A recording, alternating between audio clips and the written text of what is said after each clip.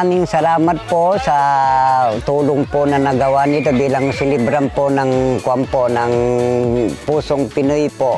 At saka kay Gob din po, at saka sa ating dalawang bukal po ng buong Bataan po. Nagpapasalamat po kami at saka lahat po ng nakasama po nila sa tulong na naibigay po nila sa amin po. Maraming salamat po.